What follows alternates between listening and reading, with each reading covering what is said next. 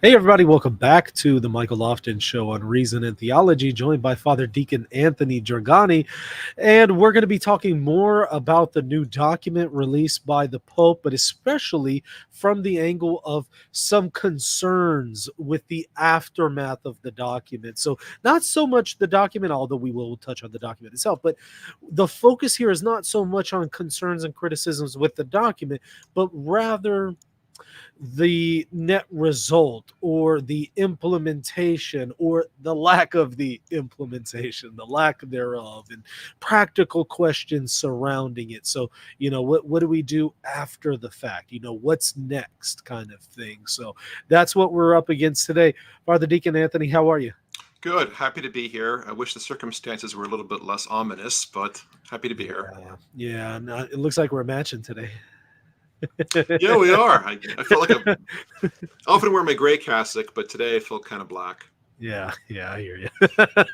So, all right. Well, let's talk about this. And feel free to take it in any direction that you want. I know you kind of have a presentation for us. I don't know if you want to talk about some things before that, though. So, yeah, any direction you want to go with it. All right. I'll get the presentation loaded up in a minute, but I want to Yeah. begin by saying, um, on one hand, there's tremendous misunderstanding of the document, which I have to say you've done a good job of attempting to clear up, right? Mhm. It's an uphill battle, but you've been making a valiant effort, and I appreciate that. On the other hand, there are a lot of really good, faithful Catholics who are not dissenters who are really worried right now. Sure. And some of them are worried because they misunderstand the document, but I think a lot are worried because of what's going to happen if things are not cleared up. Right. And I think there's a good reason to be worried. I personally am concerned about where all this is headed because what I don't want to see happen is a schism. And I am concerned about that. I'm concerned about people being confused and Yeah. leaving the church. Confusion is a horrible thing when it comes to faith and religion, and confusion is abundant at the moment. Yeah. But I'm also concerned too about the church losing its moral authority, and if it's perceived as throwing out 2,000 years of Christian teaching, how can it be perceived as the bedrock, right? The foundation of faith. So all these things are legitimate causes for concern. So I'm going to begin then. I'm going to load up this presentation. Sure. I'm just going to hit on a few things and I'm going to express where my personal concerns are coming from. Yeah, absolutely. Okay.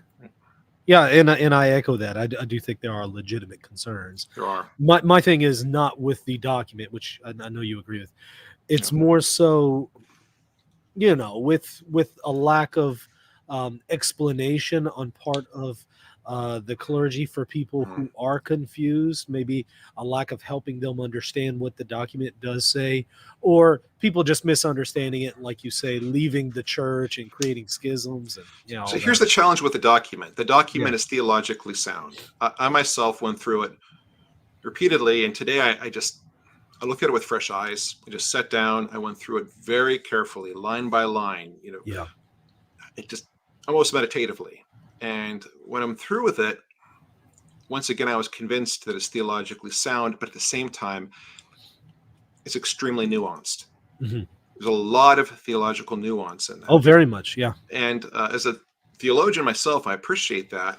But at the same time, nuance easily lends itself to distortion. Mm-hmm. And I think that is a cause for concern because there needs to be real clarity here. Because the nuance is going to be twisted if it's allowed to be twisted. Yeah, and I would agree, but I would just say that the source of it isn't in any lack of clarity in the document, but rather in the inability of a person to perceive nuance and follow the document. And that is a legitimate difficulty that we have today because we are having a very nuanced discussion. And the vast majority of people who are going to approach this subject have very little theological formation. Right. So most of the stuff is just going to go straight over their head. And so there's a legitimate challenge there on how do we communicate the truths of this document in such a way that it won't be misunderstood. So when you and I read the document, we see what it's saying. It's clear to us. But I think for somebody who's not trained in theology, if they attempt to read it, they're going to get very, very lost very quickly. And I think what they do then is they look to the media to tell them what it says. And the media, both the secular media and in some cases the Catholic media, have not been helpful here. Right. Yeah, I agree. I mean, I can imagine. I'm looking back to the days when I literally didn't even know what the word theology was. Like, seriously, I had Right. absolutely no theological formation, didn't know anything. And so I can imagine taking myself from then and approaching a document like this. I wouldn't know what the thing is saying. So I probably would just kind of be looking to the media. And of course, there I'm going to get all kinds of inaccuracies at that point. Exactly. And for most people, the first time they heard of this was through the media. Uh-huh. Even for most clergy, my understanding is even for many bishops, they didn't hear much about this until the news stories popped up. Uh-huh. So the first time you hear something, that's when the first impression is made. Yeah. And I think the first impression was pretty shocking, the way it was phrased by the media. Oh, I can imagine. Because look, the day of, I woke up, I checked my phone. The first thing that I read was, how are Pope splainers like Michael Lofton going to solve this? And then it's just a screenshot of one sentence from the document that talks about blessing couples, same-sex couples. Yeah. And I'm thinking, okay, what in the world's going on here? And so I have to go and read the document. When I read the document, I'm like, okay, I get it now. And I see what y'all did by twisting that thing. But it's like, if that's all you saw, you would be really confused, you know? Yeah, so I don't watch the news. I don't, have cable television. I'll look at news websites every now and then, but I don't follow very closely. So I didn't even know about this until all of a sudden, within a matter of hours, I was bombarded with messages from priests, deacons, lay people who were extremely concerned and extremely confused what the hell's going on, essentially what they're asking me. And I'm thinking, what is this? And I look at the news stories and they're shocking to me. They're shocking to me, the headlines. Yeah. But when I delved into the document, I saw what was really going on. But holy smokes, the confusion and the chaos. Uh-huh. And I don't think it's really settled much in the past 24 hours. Uh-huh. Yeah. So let's maybe go through the presentation. Sure. Let's see what you got for us. All right. How do I load it up again? Hit share. Well, it might say share screen or present. Actually, on my end, it says present. Present. Share screen. Then you'll click on the screen that you want to share. Okay. There's slides. Do I click on that? I wouldn't hit slides. I would just do like the screen. Okay. I see what you're saying. Yeah. Entire screen, I think, is what it's under. All right. So let's try that here. One of these days I'll get the hang of this. Share screen. And then select screen to share. Uh-huh. And then have the PowerPoint open, hit entire screen, click that, and then just make the PowerPoint large. Is that what I do? Well, Or do I hit present on the PowerPoint? I would hit present. Okay, that'll make it happen. Yeah. All right. Sorry about that. I keep forgetting how to do this. Let's see. Here's what I do. I hit present at the bottom. Then instead of doing slides, I think that's where you're getting. I wouldn't do slides. I would go to present at the bottom, hit share screen, and then select the computer monitor that you want to share screen. And then select. You might have to go to Chrome tab or yeah. Okay, there's entire screen. So I'm going to hit share. The problem is once I do that, then I have to start up the PowerPoint. So yeah. That's fine. Okay, here it is. There we go. All right. Okay. Yeah. Slideshow from beginning. Is it up? Yes, we're good. See it? Yes, we're good. Excellent. So the question I came up with first was, what prompted this? And a lot of people were saying, why was this even released, this document? And the more I delved into it, the more apparent it became it was meant to be almost a direct rebuttal of the German synodal way. So what I have here is an excerpt from a document from Germany, from the Frankfurt, synodal way. This is from their website. This is the official English translation, or it's an excerpt from an official English translation of a document called Blessing Ceremonies for Couples Who Love Each Other. And the document itself is quite long, but I hit a few key excerpts which really kind of capture the essence of it. So, for example, here it says, there are couples who ask for a blessing for their partnership. The Synodal Assembly recommends that appropriate liturgical celebrations be developed and introduced in a timely manner. So it's calling for there to be liturgical celebrations created for same-sex couple blessings. Next, such ceremonies may be presided over by an ordained minister or persons with an episcopal mandate to worship. Training for the organization of blessing ceremonies is suggested. For all couples interested in such ceremonies, preparatory talks with pastors and, if necessary, seminars are planned. So in other words, we're talking about the priest or deacon doing it should be highly trained, and the couples have to go through preparation, kind of like a marriage prep, pre-cana thing.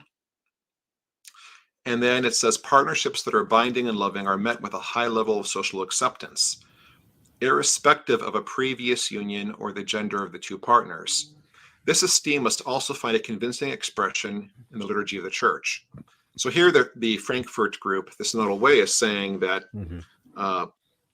irregular partnerships, whether people in unions not acknowledged by the church or same-sex couples, they're accepted by society, and therefore their relationships must be accepted by the church. And notice it says specifically partnerships, right? The partnerships must be esteemed by the church, not people, but the partnerships. Right. The union. The union is what must be esteemed. And just for anybody who's tuning in, we are not talking about the new document. We are talking about the Synodal Way right now. This is the German Synodal Way. These are excerpts from that.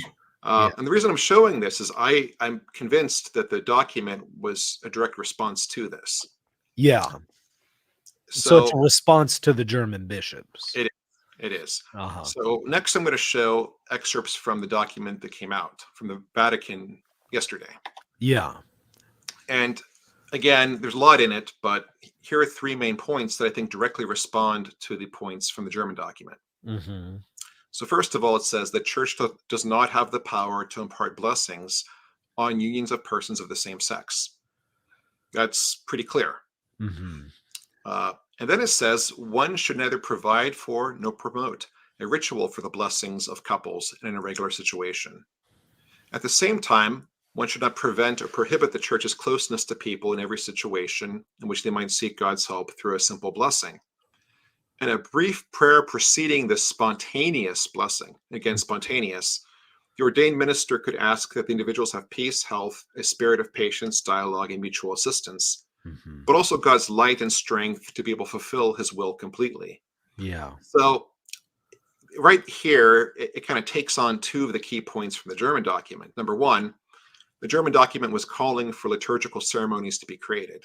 And this one says you cannot have a liturgical rite. You can't have a planned ritual blessing. Right. And it also says if there is a blessing of people, it must be spontaneous, which contradicts what the German document said about these people going through, basically pre-cana programs. And then finally, it says, though these blessings that are given not through the ritual forms proper to the liturgy, but as an expression of the church's maternal heart, there is no intention to legitimize anything, but rather to open one's life to God, to ask for his help to live better, and also to invoke the Holy Spirit so that the values of the gospel may be lived with greater faithfulness. But again, it's clear that's paragraph 31, right? That's paragraph 40. I think paragraph 31 says something very similar, though. Okay, yeah, I'm sorry. Okay, gotcha. But again, it's saying that it cannot be an attempt to legitimize, which is exactly the opposite of what the German document is saying. It's about legitimizing. Yes, and I think this is a really helpful observation that you're making. This is a response to the German bishops. I kind of extrapolated that from the preface of the document too, because the preface was referring to people who were rejecting the 2021 decision of the CDF. Yes. And it's like, well, who were they? Well, it was the German bishops, obviously, not all of them, but Some of them were clearly rejecting the 2021 document. And this new document says, okay, well, this document is to help people understand why the church has decided and must decide what it did in 2021, which it still upholds and must uphold. So, in other words, it's trying to help the German bishops understand, hey, here's why you guys can't do what you're doing. Yes, and I think it's also setting boundaries. Uh-huh. I think I think that's implicit in this, but it's setting boundaries. You can't cross these boundaries. Such as not making it liturgical, not having the union as the object of the blessing. Right. Not having, them planned out. Uh-huh. Again, they're talking about spontaneous blessings. Basically, somebody walks up to a priest and says, "Can we have a blessing?" For whatever reason. Uh-huh. But spontaneous appears 4 different times in the document. So Mhm. it's meant to be something that's not planned, right? Mhm. Mhm. That's very different than what the German bishops are talking about. So I think this was written to respond to that, and I think there was an attempt to be charitable in how it approaches it. Yeah, and I think that that's the right approach, and it kind of goes to show you the Vatican is trying to respond. Some people were saying, "Well, what about the German bishops?" Well, Pope Francis has been addressing the German bishops for a while now, but people still say, "But what is he actually doing?" Right. Well, here you go. Here's now a document very clearly. It directly Uh, contradicts the German document. yeah, absolutely. Mhm, But the problem is, like I said, there's a lot of nuance in it. mhm, And I think a lot of people latched on to where in the document it talks about the blessing of couples in same-sex unions, right? mhm, They use the mhm. blessings of couples. And I think Uh-huh. people are seeing that phrase blessings of couples and assume that it means blessing of union as opposed to blessing of people. I think that's where a lot of the confusion is coming That is from. spot on because, like I said, the first time I heard of this on the morning of was just a screenshot of just that phrase, the Right. blessing of the couple. And that could be understood in two senses: the persons of the couple or the union of the couple. Right. Now, in the context, it was so clear it's the persons, not the union. But if you Yes. don't read the document and all you do is just see that phrase, It's you're it's in going a to assume header. the It's one of the worst. headers in the document, as I recall. It's the section 3 header, and so if all you Yeah. see is that header and you don't read the context, But you're as I gonna show think here, the worst thing. the document explicitly says that the union cannot be blessed. Right, paragraph 5. That's Yeah. right. Yeah. So people latched on to that of the couple. And that's what led to situations like this. Uh-huh. This is one of the first headlines I saw was this one here. Uh-huh. Pope says priests can bless same-sex you oh, wow, they just straight up said union. This is straight up unions. This was ABC That's News. ABC News. Oh, wow. Yeah. They just went straight forward. I mean, normally what I saw is Pope, approves of blessing same-sex couples Yes. because that's from the header, but they just went straight for union. Wow. Now it's possible they've updated it since then. I don't know, but this is the Okay. screenshot that I got. Okay. And at that Wow. point in time, it said unions. It may still say Right. that. They may have changed it since then. I don't know. But I kept the screenshot because it troubled me deeply. Oh, I am absolutely, because if that's true, then we do have a problem, Big time. big time, Big big time. times. So people woke up to seeing this, right? December Uh-huh. 18th, 9:06 a.m., people saw this story. Mhm. And you can understand why people began to be very confused and in some cases panic. Sure. Then another headline that's kind of shows the situation, the problem. Uh-huh. This was Reuters, a very well-respected news source. That's the one I saw. Uh-huh. Vatican approves blessings for same-sex couples in landmark ruling. That was the first one I saw. Yep. Now, when you call it a landmark ruling, you're saying that something has changed. That's right. That's what it means. Something huge has changed. Right. Now, if you read the document, nothing has changed. Anyone could walk up Right. to a priest and request blessings. Um, Yeah. Nothing has Now changed. now I will say this just for the skeptic out there, they're gonna come back and say, "But wait, doesn't the document itself talk about, developments in theology and things like that?" Yes. Well, isn't there a change there? So it talks about developments in our understandings of blessings. And it makes a Mhm. distinction between liturgical blessings versus like informal blessings. Mhm. I forget the right word for it, but like informal or Yeah. almost like private or personal. Yeah. I guess that's the development that it's heralding. But as far as actual church teaching goes on the issue of same-sex relationships, nothing has Mhm. changed. Yeah, and when it comes to development, there's always a dynamic here where the substance remains the same. The substance is nothing new, but usually when it comes to the accidents or the application or expression and things like that, there can be development and change there. Not in a substantial change, but a development, and that's often what the Vatican and these magisterial documents are referring to. Yes. But this headline means something very different. It Oh, means yeah. that the church changed its teachings. Exactly. Exactly. Um, so people saw this. Another one, this is from a less respected news site, but People even, they had this Mhm. headline. Pope Francis approves blessings for same-sex couples in historic decision. Major step forward. Uh-huh. Again, the impression given from that is the church's teachings have changed.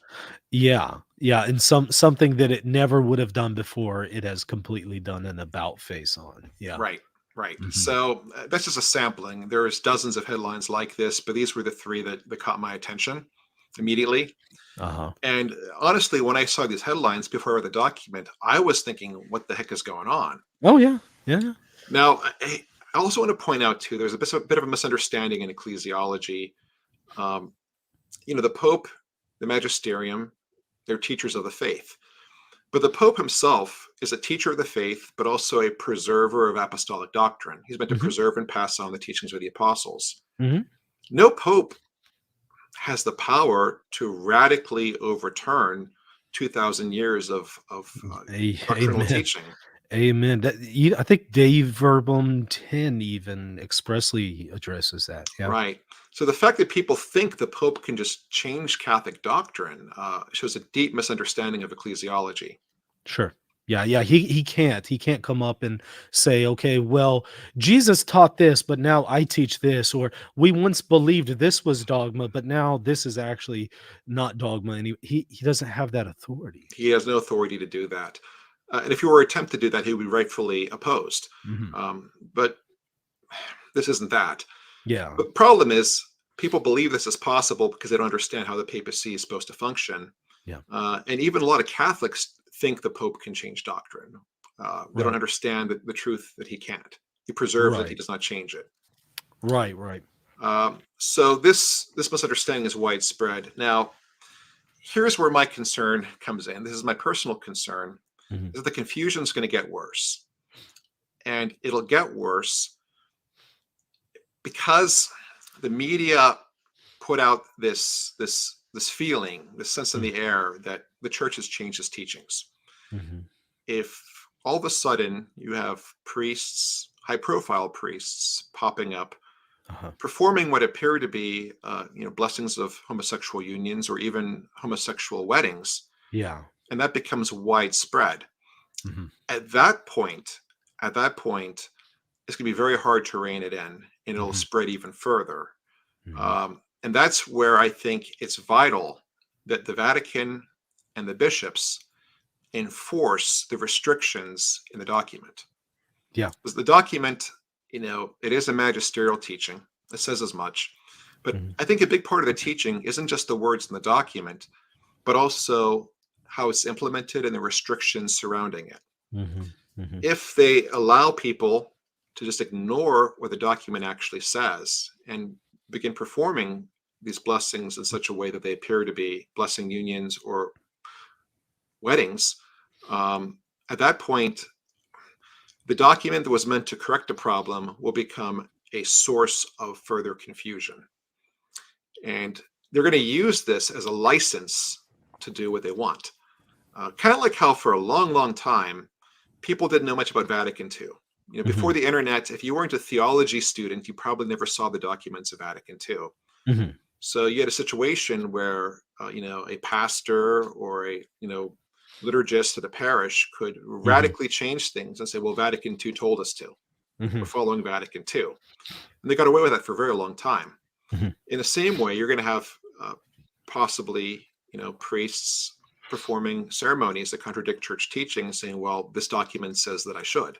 I have permission to Yeah. from the Vatican," Yeah. and that's going to become the common conception unless action is taken. Oh, certainly. But I would say, but even in that case, I would qualify it a little bit further and say it's not the document that is the source of that.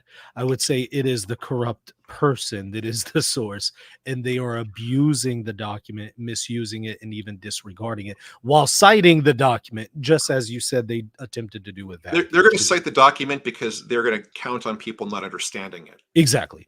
But I would say in that case, it's not the fault of the document, it's the fault of the person. And then it's also the fault of the shepherds for not, Yeah. disciplining I, this. I'm not. I'm not going to, criticize or praise the document because I'm not sure how I would have handled it. I mean, I Yeah. think the document needed to come out. There needed to be clarity. Mhm. Um, I probably would have written it with less nuance myself. But again, I'm not in that position. I don't make Sure. those decisions.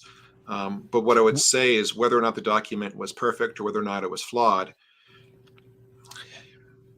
either way, it intended to do one thing. It's intended to stop things from getting out of control, but mhm. people are going to use ignorance Yeah. of it to make it Yeah. into a license to do the opposite of what it's intended to They're do. already doing that. They're Yeah, already doing that. I mean, we're in only a couple days into this. One thing I would have done different with the document, in addition to maybe some of your concerns there, also would be that section header for section 3. right. Technically that checks out because I get the context, but so many people don't actually read, they just see that section header. So Right. just avoid the phrase blessing of same-sex couples because it could be understood in two senses and Yes. people aren't going to read the context. So just go ahead and bypass that difficulty to begin with. So in other words, I don't think that it's the fault of the document, but I do think that you could be more prudent in avoiding that pitfall Yeah. because people are just they're not going to read. They're just going The, to see that phrase and that's it. the other thing that I think is either an oversight or maybe a language difference, it doesn't really address the fact that at least in our English language, it may be different in Italian, but in our Mhm. English language, the word blessing oftentimes is a synonym for permission. And approval. Approval. Right. Yes. If you Right. give somebody your blessing, you've legitimized them, you're giving them permission, you're giving them approval. Hmm. So I think that's a big part of the problem as well. Um, that in our English language, we hear you can bless a union, and that means you approve the union. Uh-huh. Now the document itself, as you know, does indicate what is meant by blessing here is, It does. yeah, for them to live a holier life, not an It approval. says what Yeah. blessing means, but it doesn't address the common misconception of blessing equaling approval or permission. Hmm. Hmm. I think it probably should have addressed that, but again, I'm an armchair quarterback here, right? Yeah, yeah, yeah. Sure. I would have written it differently, but again, I'm sure that however I wrote it probably would have been easily misinterpreted as well. I kind of feel like it's a lose-lose no matter how we write this Yeah, thing. yeah, And even if you don't write something and you just don't do anything at all, you don't write a document at all, that's a lose scenario too, because you had people saying that 2021 document has been overturned by Pope Francis's July Dubia. And they say that, we don't have to follow that anymore, so we can bless gay unions. We right. had all of those headlines in October. Pope Francis opens the door to blessing gay unions. Yes. Now this is my last slide, and I'm just showing this here as an example. Um, the issue is, of course, I'm sorry, I'm hearing some static. You still hear me? Okay. Yeah, I can hear you fine. Okay. The issue, of course, is extraordinary ministers of the Eucharist. And again, oftentimes they're very necessary. They do an important work, especially visiting the sick. If you're a parish with 1,000 members, the priest can't do everything. Um, but some people have showed concern that in some places, extraordinary ministers have become almost institutionalized as an essential ministry, Right. perhaps more than the church ever envisioned. I mean, I've personally been to liturgies where I'm visiting as a deacon, and I'm told to sit down for communion because the Eucharistic ministers are distributing communion. You know what that reminds me of? Mm, In the early church, I think Nicaea 1 had to issue a canon saying that the order of communion is, the bishop receives, then the presbyters, then the deacon, because in some cases deacons were receiving before the presbyter, and it was like way out of order, way out of whack, and so they had to have a canon addressing it. That's what Yeah. this reminds me of, is like it's out of order. The deacon should be administering communion over a Eucharistic minister. Yeah, but I've experienced that.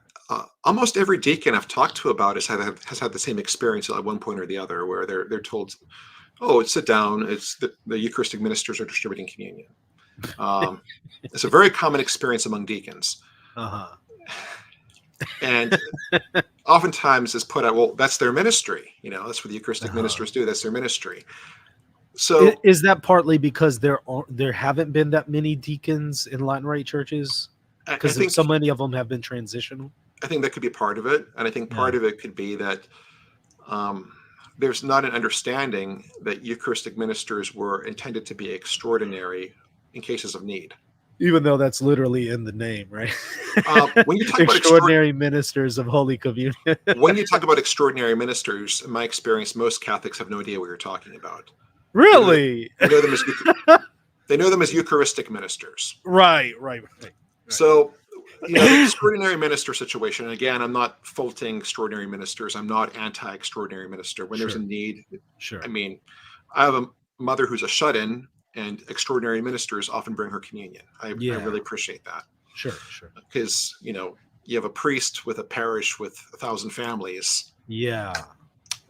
But anyway, when extraordinary ministers were first permitted, it was in 1969 with this particular document, and it said that those who are looking for the pastoral care of their faithful may, for the good of their subjects, ask the congregation to permit suitable persons to administer communion to themselves and to the faithful. Uh-huh. And then it gives the parameters. So first of all, when a minister indicated in Canon 845 of the 1917 Code is unavailable, and that would be, for example, a priest or a deacon. Mm-hmm. Or B, when the usual minister is unable to minister communion without difficulty because of poor health, advanced age, or the demands of the pastoral ministry. Uh-huh. Again, a good reason.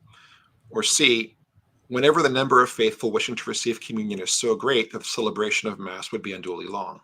Uh-huh. And again, there are reasons for that. And there are definitely circumstances today where these three criteria, at least one of them is met, if not multiple. But in a lot of places, it may not necessarily be required. They may not have a real need, but it's become so institutionalized that no one even questions it. Well, I suspect C was kind of the catalyst for it, because unduly long is kind of subject to interpretation, Big time. right? Big time. So I imagine a lot of people felt like, okay, well, this takes 10 more minutes. Yeah, that's unduly long. Let's get them in there. I imagine people would argue that. Yeah, I bet that's how it happened. But I've been to small parishes, little Roman Catholic parishes in the countryside where they have Eucharistic ministers. And, the communion takes less than 5 minutes for everybody there because it's so. Yeah. But anyway, I'm using this as an example of how something can be laid out with certain criteria. Certain conditions must be met, and eventually those conditions are just so widely ignored that everyone just doesn't even think about them anymore.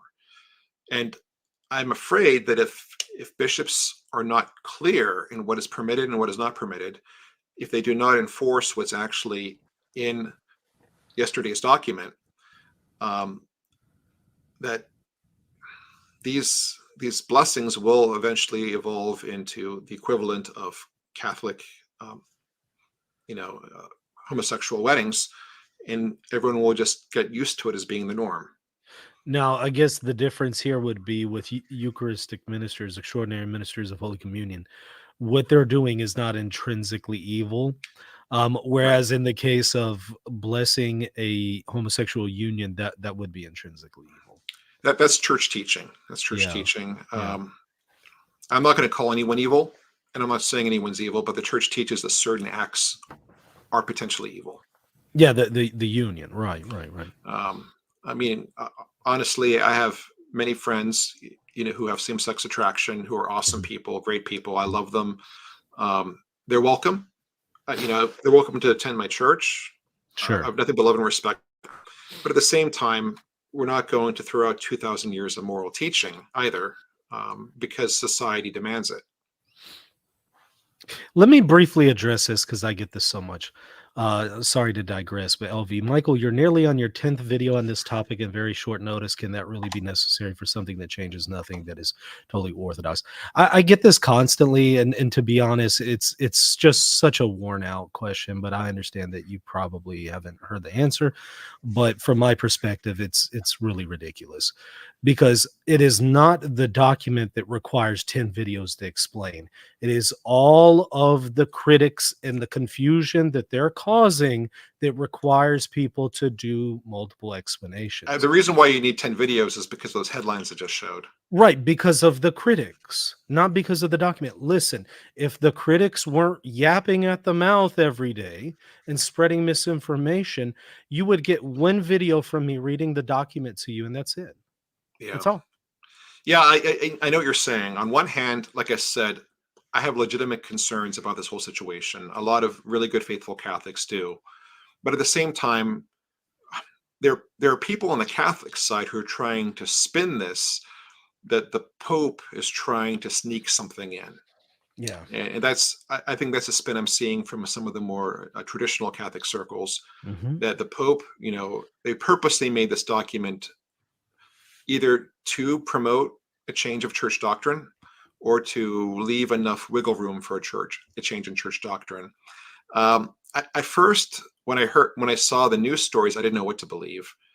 And the first time I read the document, I wasn't quite sure. But after reading it a few times and then looking at the actual German document, it became Uh-huh. clear to me that this was a response to that. So Mhm.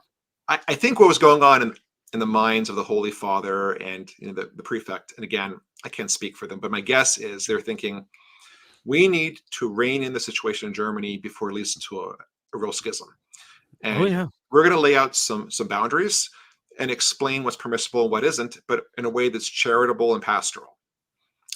And I think in their minds, they were reining things in a charitable way. But I think for much of the world who may not be following the document in Germany and that whole fiasco, they Mhm. may think this came out of nowhere for no reason in order to subtly promote a change in doctrine. And unfortunately, there are a lot of Catholic websites and Catholic YouTube channels where this kind of thing is their bread and butter. Mhm. But And I say that they're feeding into the hands, they're conceding ground to the enemy, because when you say that the document is the problem, you're now telling people that, yes, when you have people who do things like blessing the gay union, you're now telling them they have justification from the magisterium to do so. You've lost the battle. right, right. The one thing you could have used to correct them, which is the magisterium, the one thing you've conceded to them. So at that point, they can just come back and say, "I'm just following the magisterium. You're the dissenter." And they can Right. just flip it on you, and Right. they'll say, "You're not a loyal son of the church. You If don't you say follow the the document magisterium." if you say the document is promoting a change in doctrine, at that point, they're the ones following the magisterium if that's the case. But the document is not promoting a change in doctrine. Or Again, practice. my only criticism, and again, it's not even a criticism necessarily, is it's very theologically nuanced, and maybe in a situation like this, you need a bit more heavy-handed and a little bit less nuance. Yep, maybe. Yeah. Let me grab this real quick before we continue. Thank you so much for the super chat. The press wants to triumph. The triumph of the secular over the spiritual. God can use the declaration where instances where Holy Spirit is active in the blessing against selfishness, and sin will outnumber blessings, mimicking marriage. Yeah, I understand that the secular press is going to twist things. Most of them aren't theologians. They're not going to understand the document, and they also probably don't have goodwill in some cases. I expect that from them. What I don't expect, and what I think is inexcusable, is when Catholics play into that and Right. engage in this. Yeah. What are your comments on that? Yeah. So, for example, when that extremely erroneous headline popped up from ABC News, um, the first response should be, is that true? Right. And to look into it and determine whether or not that headline is true. And objectively, the headline is false. Right. Mhm. But I think some Catholics, rather than saying, hey, ABC News, you put out a false headline, they're saying, oh, my goodness, ABC News, you're right. The church really has done this. And that's not helpful to anyone. No, it's conceding the battle. And Right. thank you so much for this one. What could outweigh the desire of same-sex couples for marriage? Greater friendships, in depth, and number with others, especially other Christians. Yeah. And certainly the actual graces that a person receives through blessings, and also the sacrament of confession. There's a lot of graces there, and the Eucharist. When we're properly disposed, there's plenty of graces there that can help. Right. Yeah. I want to show you something here. Get you to comment on it. Um, your thoughts on this? Look at this. I don't know if you saw this yet. I did a whole show on this earlier this morning. If y'all want to get my thoughts, I want to get yours though. People have already heard me on it. All Yeah. right. So he says, "Dear friends, I was honored to bless my friends Jason and Damien this morning in our Jesuit residence according to the new guidelines laid out by the Vatican for same-sex couples. But before this, I've been blessed by their friendship and support." And he went on to clarify more that the prayer that he used was from Numbers 6. May the Lord bless you and keep you, cause his face to shine upon you, bring you peace. So on. That Right. one, which the document brings up. He used that, and that was it. But notice this here. Now, the holding of hands during the ceremony and Right. the photo op, and then posting it online. I want to get your comments on that. And by the Yeah. way, So notice can you NewYorkTimes.com. go to the actual story there? Because the Uh-huh. actual This is just a uh, screenshot. I'm sure I could pull it up. I went Yeah. to the actual story after seeing Uh-huh. this, and the story itself was very misleading. Okay. I'm trying to bring it up. Do you have let me see. I want to pull that up as well. Uh NewYorkTimes.com. Do you happen to have it? No, I could Uh, I could see if I can pull it up. I don't have a membership to their site, but I was able to pull it up and read it oh, earlier today. yeah. I don't have a membership either. But Ironically enough, I've written for them in the past. is that right? Yeah. Huh. Yeah. I've heard some stuff. I haven't been able to confirm, but I've heard some stuff about these individuals. Evidently, people recognize them, and we're saying, "Hey, here's what they've been doing, and here's who this person is." And I'd like to look more into them, because this to me very clearly seems like a publicity stunt. Okay, I've got it on my browser. Let's see if I can share it. Let me Yeah, go try. ahead. Let me stop my screen. Okay, All right. and go Present. to present. Yeah. Share screen. Hmm. Okay, here I can share a window. So let's try that. Hmm.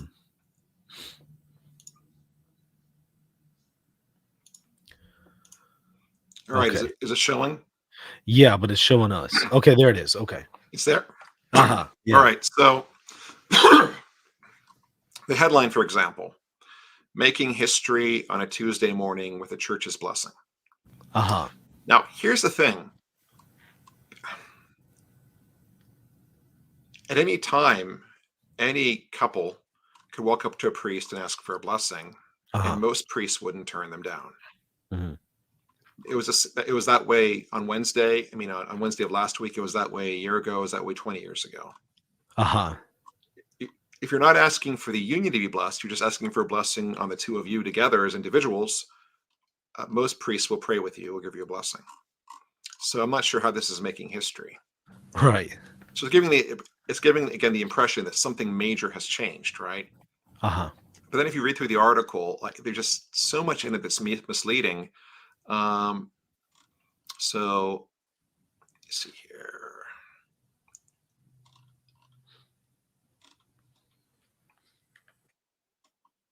Let's see here real quick.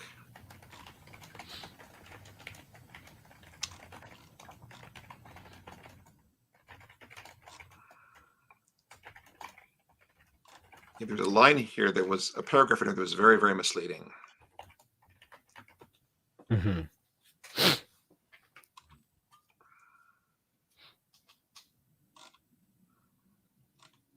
Let me find it. Hmm. There's a paragraph that completely misrepresented what's taking place. Mm.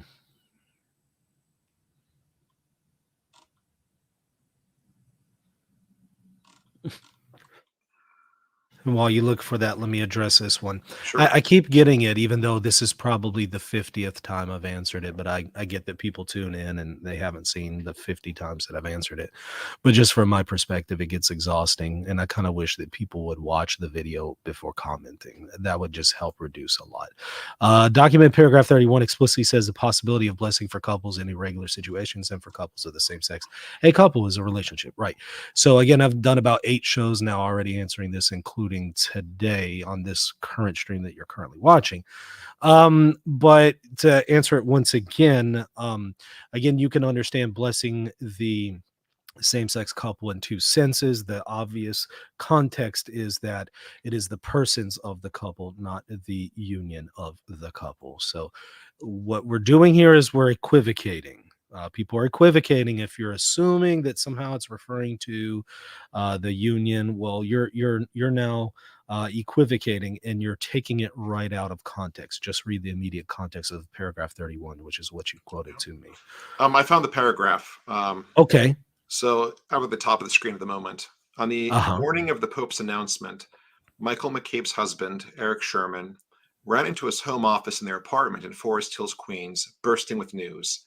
Their 46-year-old partnership could at last be blessed. I saw that. I didn't realize it was from this article. I saw that before. Yeah. And again, So the partnership is what is the object of the blessing, right. according That's to how this. the article presents it. Yes. And again, that's very misleading because that's not what's It's going on. not true. Paragraph 5, as you noted, the union cannot be blessed. It's very explicit. So that is not what is being discussed. And I just wish Catholics would stop conceding that point, that it's the union that's being blessed, because that is not at all what it says. When you concede that point, you've lost, because you've now told them you have authorization from the magisterium to bless a disordered union. Yeah. And again, if you read the article, Father Martin was very careful in the words he used for the blessing. Mm-hmm. I think he made certain to stay within the bounds of what the document allows technically, but taking a photograph of it and posting it, and I'm sure he made certain that the media was there, right? Or the media heard about it. The publicity aspect of it, I think, goes against the spirit of what the document's talking about. Mm-hmm. I don't think this was a spontaneous blessing. I think this was something that was perhaps very not spontaneous. There was somebody ready to take a picture, and then you take this picture and you post it all online. Well, what does that do? That causes scandal, confusion, and gives the impression when they're holding hands together that the union is being blessed. Now, doesn't the document tell us over and over and over the union can't be blessed, and you have to avoid any scandal or confusion that would lead a person to believe that? So he's violating the document. Here's what I'm going to say. I do fear that we're on the verge of things getting much worse, confusion-wise and possibly schism-wise. I really am. I think the thing that can stop that is for bishops to be bishops and to rein in priests who go too far. Because it's only a matter of time before we see photos of situations like this that are even more explicitly wedding-like. Oh yeah. You know, and they'll abuse it. Yeah. And you know, today, if you look at what a wedding has become in our culture, it's very common that you have a wedding maybe in a social hall, a wedding in a restaurant, a wedding on a beach, and the couple reads their own vows that they wrote. They recite their own vows, and there's somebody there to kind of say a few words as the officiant. It's pretty easy just to substitute that officiant with a priest saying a blessing, right? You've got the equivalent of a wedding, even though technically the priest is saying a blessing. Yeah. And again, at that point, we've lost credibility as being a church passing on 2,000 years of Christian moral teaching, because we've dramatically changed overnight, if that's the case. In the eyes of the culture. In the eyes of the culture, yes. I don't know, though. I kind of feel like we've already lost that credibility in the eyes of the culture. We have in other ways, but to be honest, I just feel like we've already lost. But I think we've lost that credibility in the eyes of other Christians too, though. Yeah. If we're calling it blessings, but it ends up being the equivalent of a wedding ceremony, how are we different than, say, the Episcopalians or the Anglicans? Even though the document is clear, that's not the case. But you're saying, but if we give that impression and perception, we give that impression, right? Views, we give that impression. So I think bishops need to crack down on anyone who goes beyond their restrictions. And let me briefly say, I think the threat of schism is on both fronts, two Yes, fronts. The German bishops, your Father James Martins of the world, there's certainly a threat of schism there. And I've talked about that at length on this show. The other one that is unfolding, that I've also spoken about at length on the show, is from the opposite end of the spectrum, from people who would claim to be traditionalists but are not traditional. And they themselves are in very, very clear ways establishing a parallel church, parallel magisterium, parallel seminaries, jurisdictions. I mean, that's just a schism right there, parallel it church. is. It is. It's on Yeah. two fronts at this point. And oddly enough, both of those threats of schism surround, they have some overlap.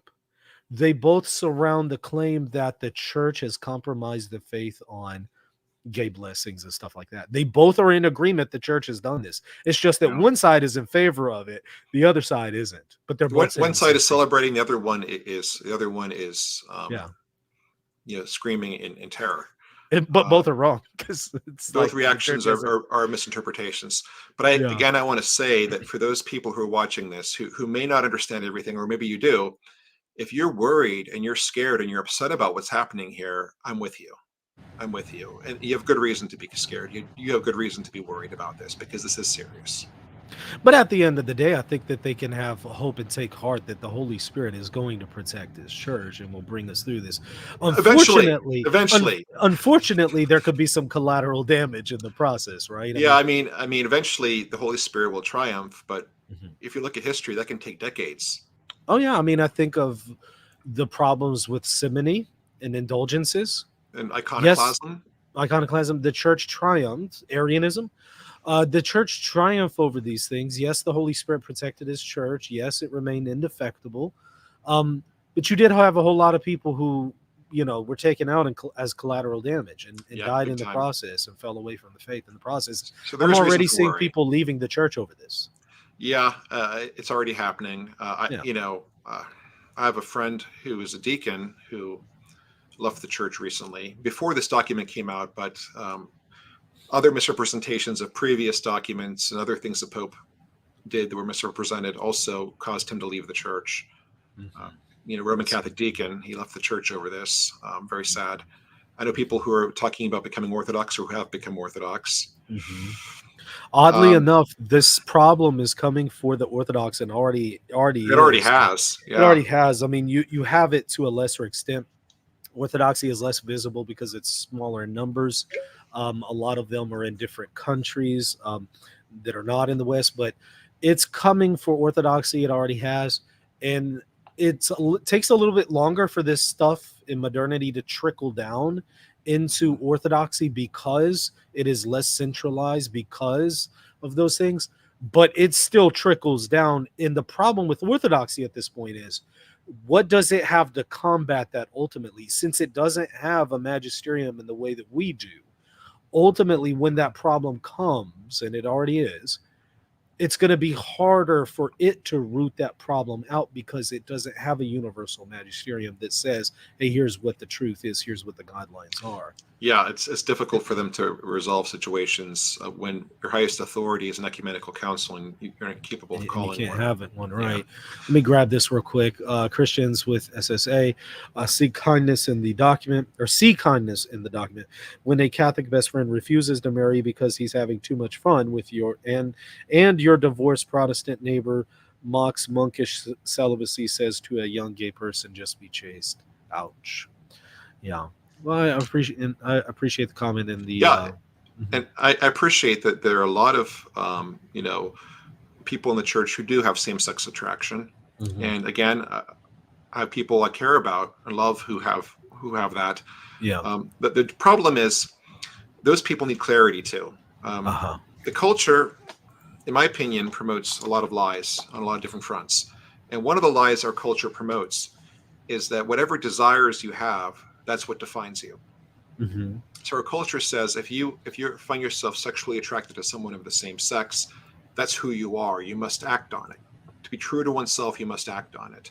Mm-hmm. Or if you're, a guy and you're having, questions about your own masculinity, the culture says, well, if you're questioning your masculinity, you must be a woman. You must act on it. That defines you.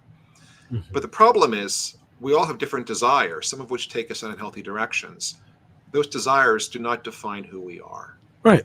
They're not our identity. But the Right. culture says that those desires are your identity. And Mm-hmm. in a way, that almost minimalizes who you are as a person. I've noticed that people identify first and foremost by sexual orientation, color, gender, rather than human.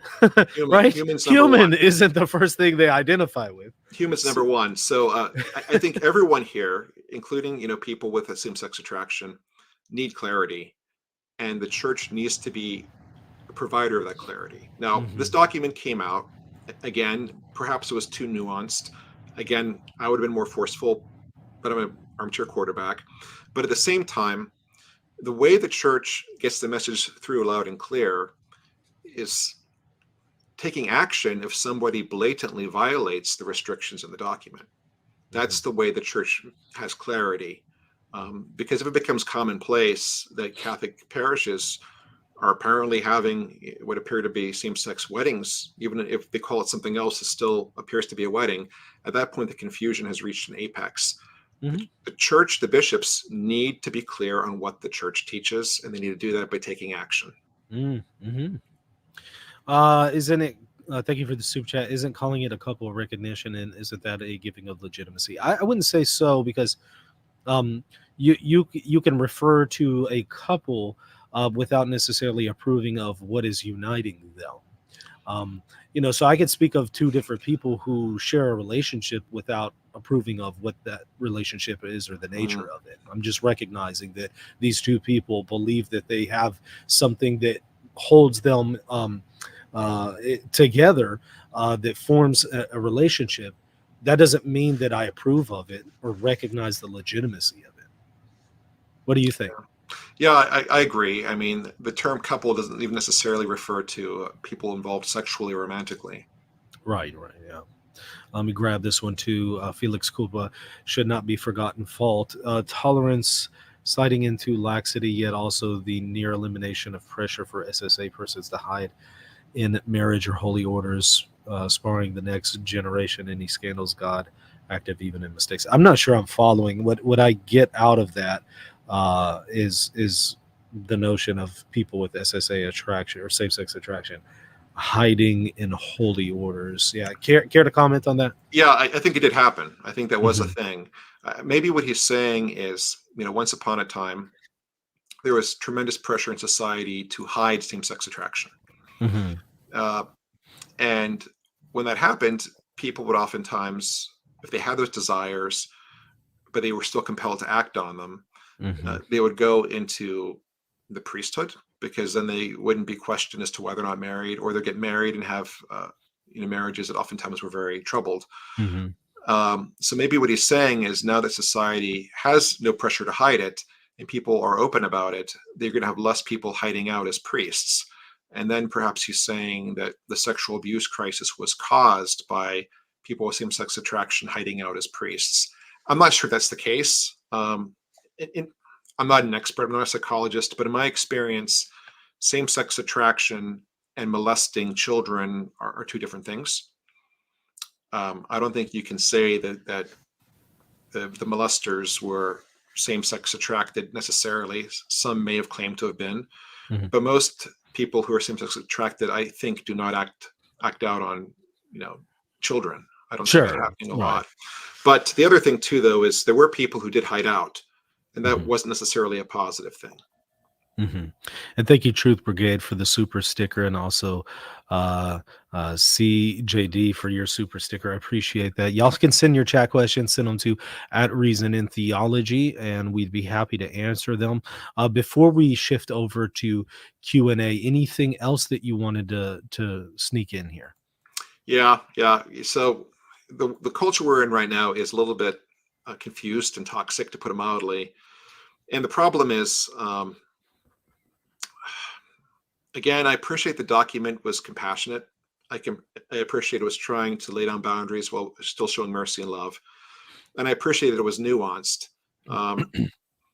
But if you're going to deliver nuance, I think you also need to deliver firmness at the same time. And Mhm. the document was nuanced, but maybe the firmness can come from the way bishops respond to people and how they Mhm. react in implementing it. And I think that we need to do our part in encouraging our shepherds to properly implement this and to Right. regulate it when we see abuses according to the norms and restrictions of the document. I encourage y'all, if you do that, and you should do that, if you see abuses, I encourage you when you contact your shepherds, please be respectful. Do not come in hot. Do not be No. disrespectful. No name calling and things like that, because as soon as you approach the situation that way, they're going to delete your email or voicemail or whatever. They're going to ignore you, dismiss you, and your concerns. Yeah. So don't become an obstacle for what you want to present. Please be charitable to them. Show them you're a loyal son of the church. You affirm what the Pope is doing in his magisterium, but you have problems with the abuse that is taking place, and you're just asking them to address the abuse. Yeah. That's the best way to handle it. And do it lovingly, and don't lash out at the couple either. If Mhm. there's a couple who try to have a ceremony, in many cases they're ignorant too. They're doing what the media is saying is happening, right? You can't Mhm. necessarily fault them, Mhm. but we should, hold priests accountable who blatantly violate, church directives, and bishops should hold them accountable. This is from Big Bison. Does paragraph 31 allow for blessing what is good within the relationship? That's the last thing I'm unclear about. I did a video on this, I think, on the day after or the day of. But just briefly to reiterate, um, no, it's not. The object of the blessing is not the good found Right. within their disordered union. The what you're referring to there in paragraph 31 is the phenomenon that the people in this relationship do want the good found in their union enhanced, but the object of the blessing is not any good found in their union. That's not the object of the blessing. The My object of the blessing is understanding, the people. and again, I could be wrong. I've read through this thing multiple times. It is nuanced. I could be missing Mhm. things. I have a PhD in theology, and I'm even not clear on some things in it, to be honest with you. Mhm. Um, but my impression is that the object of the blessing is not the union, but the people and their desire to grow closer to God. Right, and then the nuance to their question um, is is the object of the blessing some good found in the union, but not the evil? And I would say no. That's actually what some of the German bishops are proposing, Right. and this document would exclude that. But what you're confusing with paragraph 31 is where it does talk about how the individuals want some features of their relationship enhanced, Yeah. but that doesn't mean that that's the object of the I blessing. mean, it does lay out pretty clearly that the union cannot be the object of the blessing. Yeah, paragraph 5. I mean, Mhm. there's no way around it. What I've seen people do is they'll say, well, 31, paragraph 31, that refers to blessings for same sex couples. They'll say, well, that contradicts paragraph 5 when it says the union can't be That heading is blessed. very unfortunate. Very It is unfortunate. unfortunate, but it's like it's not a contradiction. What it is people are being incredibly lazy and not attempting to reconcile things. I mean, I could do this with the Bible too. I can Right. take Jesus's words. No one knows the coming of the Son of Man, not even the Son of Man. So even Jesus doesn't know when he is going to return. But then his divinity is affirmed elsewhere in John 8. So Right. see, the Bible is contradicting itself. And look, we're just being lazy at that point when we do that. And so if you just look at the context, you can see how to reconcile those things. And I've done it at length in these videos.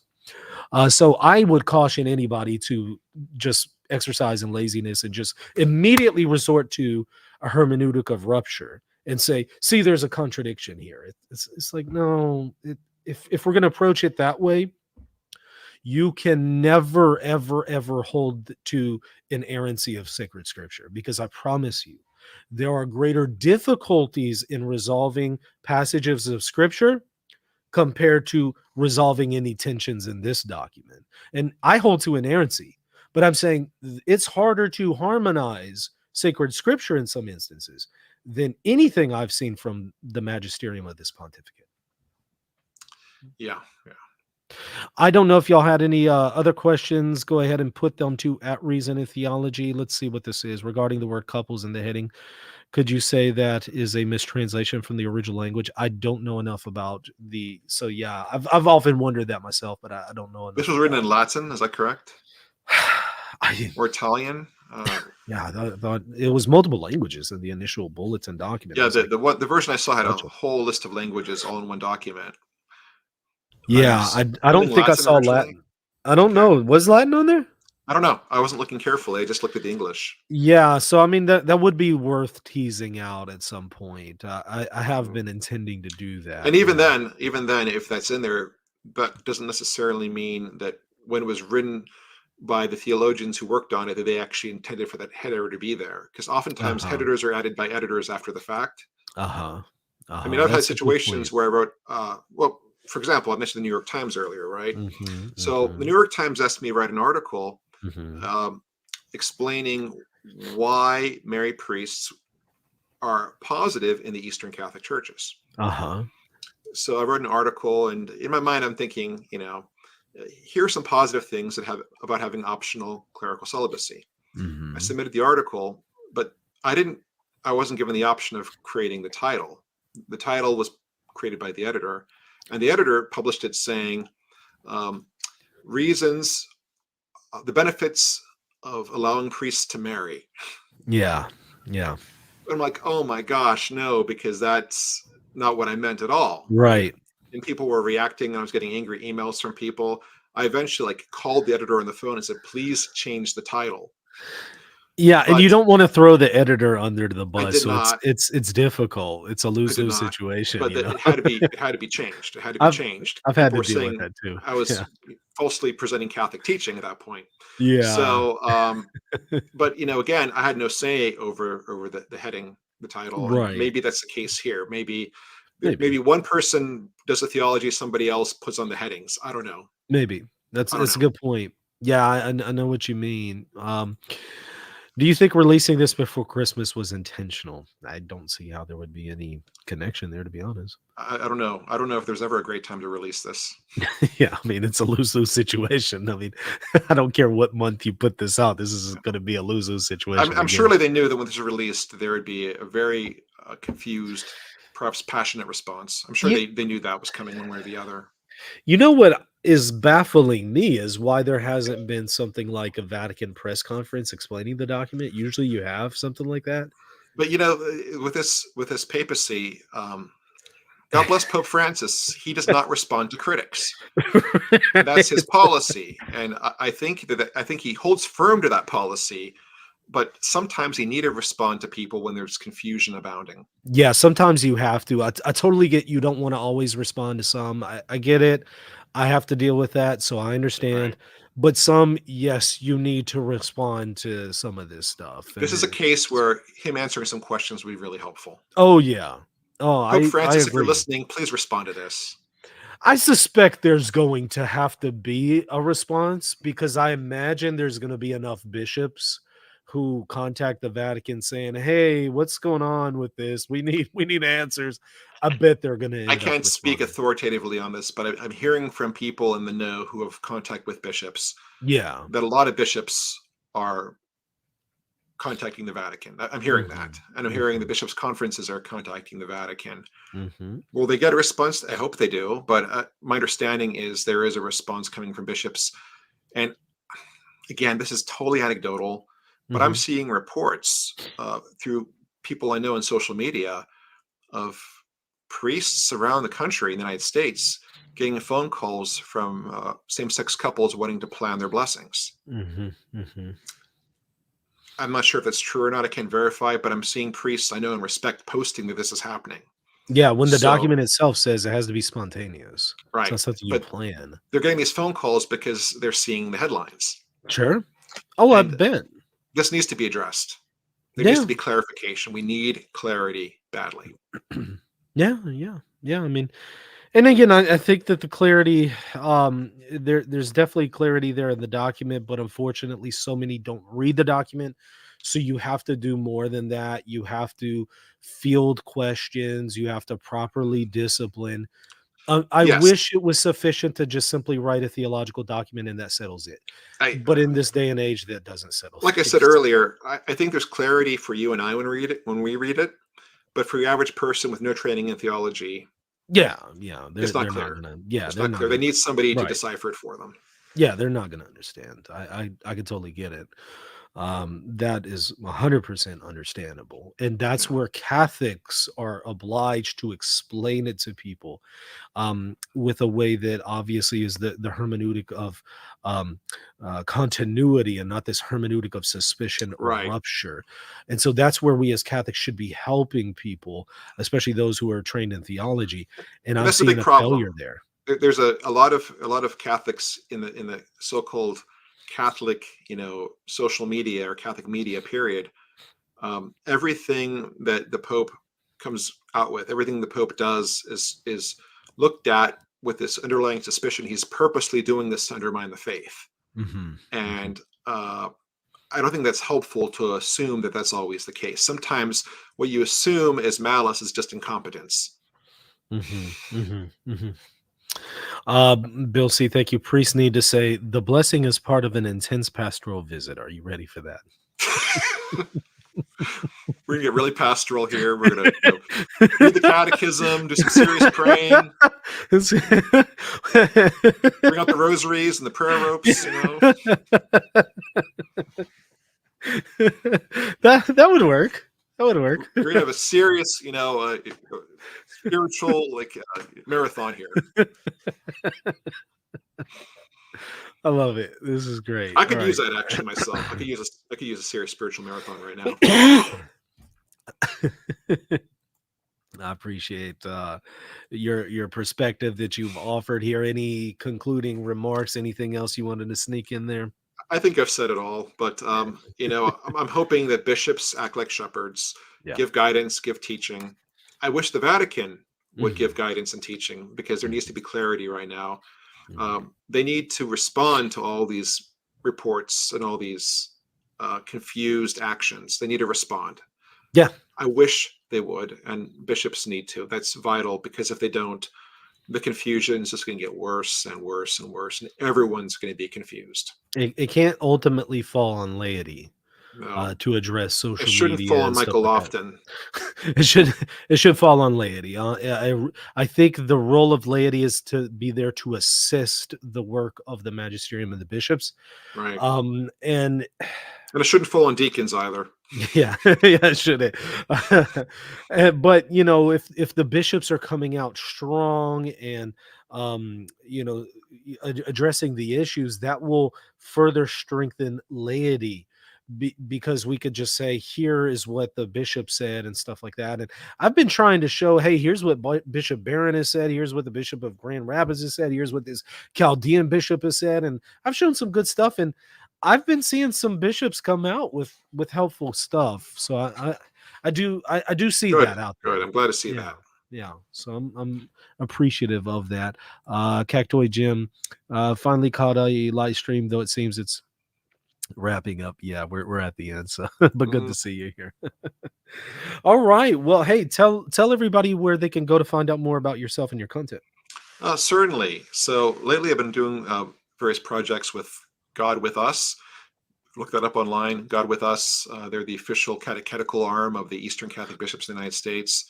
I have some great projects going on there with Father Daniel Dozier, the newly ordained Father Deacon Robert Klesko, and Father Michael Wynn, and others as well. And plus, I have a website called Mhm. east2west.org. That's east, the number 2west.org, from east to west, where I have a lot of articles and Q&A about Eastern Catholicism.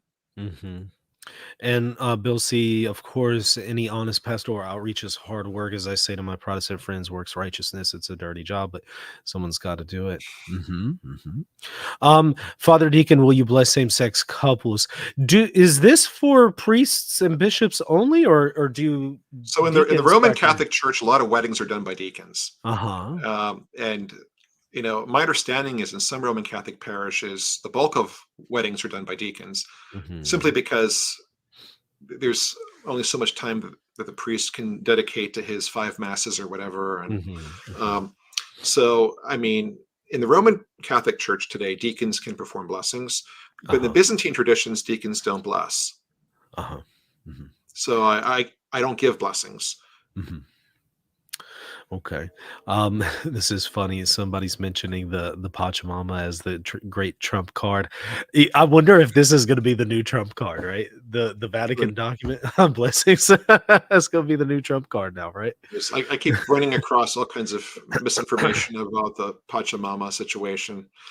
But again, that's a situation too, and we both said this, where the Vatican should have had a press conference, really, Yeah. and, Yeah. and bring out people who actually saw the ceremony. Because as you showed in your video last week, Michael, the people who commented on it didn't even see the ceremony. They didn't even watch a video of it. Uh-huh. So, like, the people commenting had no idea what they were even talking about, which just made everything so much worse. Yeah, it was pretty atrocious It if was y'all awful. haven't It was seen that. awful. So Yeah. again, have a press conference. Please, Holy Father, I ask you this very respectfully. Just have a big old press conference, answer a zillion questions, And clear up have all this. Fernandez answer the questions. Yes, yes. Because he's certainly, I think he's the man for the job. I Well, think that he could do it well. we need people who can talk about things that they're familiar with, not people who just heard about it third hand answering Yeah, questions. Because right, that was a right. disaster. That was such a That disaster. was I wholeheartedly agree. All right, well, thank you so much, Father Deacon, for coming on and doing this. Look forward to having you back on again. My pleasure. I love being here, Michael. Thank you. Everybody hit that like button and the subscribe button. See you later. God bless.